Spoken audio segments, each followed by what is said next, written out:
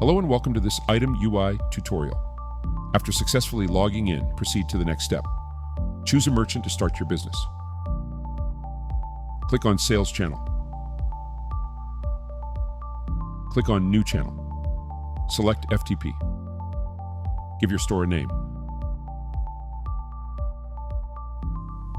Select the protocol type. Fill in the host details. Fill in the port number.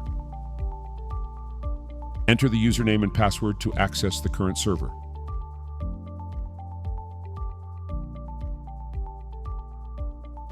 Provide the path to download the file. Click the Test Connection button. After the test is successful, you can submit the information. Click Schedule Setting to enter the data transmission configuration page. Click Edit. We now support downloading FTP orders.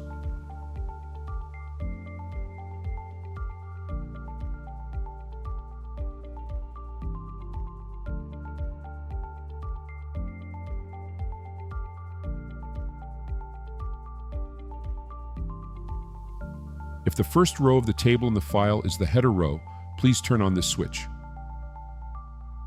Fill in the path where we put the file after downloading it. Fill in the path for processing the file.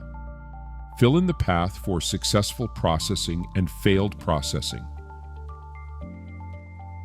After the setting is successful, we will synchronize the data based on the information you have set. This script provides a step-by-step guide to configure and set up FTP for your store, ensuring a smooth data synchronization process. If you would like to learn more about other item applications, please take a look at our expansive library of tutorial content. Thanks for watching. If you would like to learn more about other item applications, please take a look at our expansive library of tutorial content.